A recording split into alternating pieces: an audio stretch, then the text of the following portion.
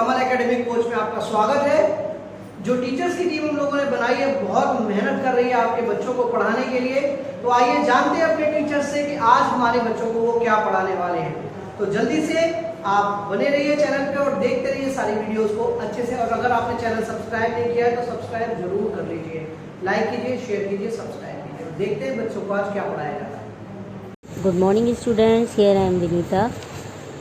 Today I am going to start English Literature Chapter 5 Trees. This is a poem written by Alfred Joyce Kilmer. He was born on December 6, 1886. He was an American journalist, poet, lecturer and editor. In the first stanza, poet says, I think that I shall never see a poem as lovely as a tree. He compared the tree as a lovely poem. Mean वो tree को एक lovely poem के साथ compare करते हैं. A tree whose hungry mouth is pressed against the earth's sweet flowing breast. Tree whose hungry mouth is pressed mean यहाँ पर जो hungry mouth है वो ट्रीज़ की रूट्स के साथ कंपेयर किया गया है. ट्रीज़ की जो रूट्स है अर्थ स्वीट फ्लोइंग ब्रेस्ट, अर्थ का स्वीट फ्लोइंग जो होता है क्या होता है, water.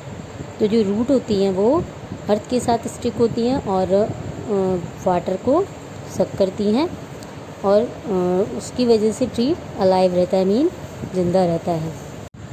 A tree that looks at God all day and lifts her leafy arms to pray. एक tree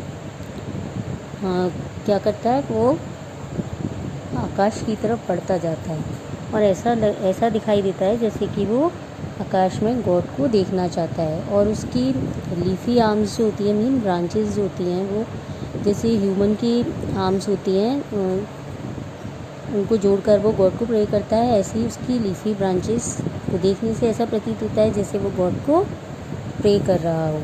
A tree that means summer wear a nest of robins in her hair. यहाँ पर hair mean tree की branches से है.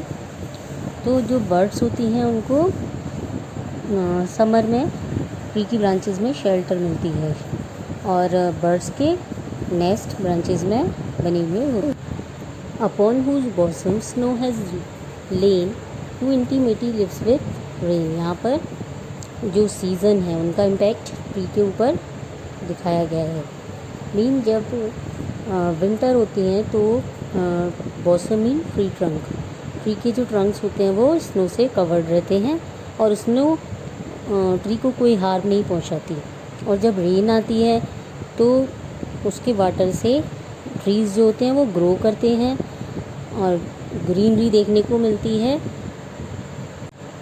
The last poems are made by fools like me but only God can make a tree.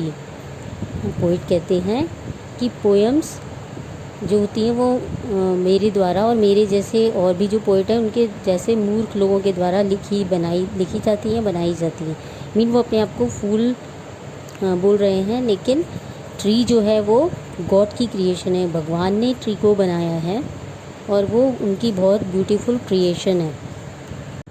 Poet कहता है कि जो poem होती हैं वो ह्यूमन इमेजिनेशन का रिज़ल्ट होती है. मीन ह्यूमन अपनी इमेजिनेशन से पोएम को बनाते हैं, लेकिन ट्रीज़ जो हैं वो गॉड के द्वारा बनाए गए हैं.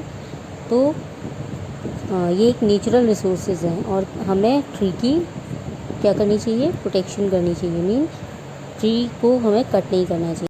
ह्यूमन अपनी नीड को फुलफ़िल करने के लिए ट्री को हार्म पहुंचाते हैं और उससे क्या होता है, नेचुरल बैलेंस डिस्टर्ब हो जाता है. तो हमें गॉड की इस ब्यूटीफुल क्रिएशन को इस तरह से हार्म नहीं पहुंचाना चाहिए और उसकी प्रोटेक्शन करना चाहिए. मोर एंड मोर ट्री को ग्रो करना चाहिए.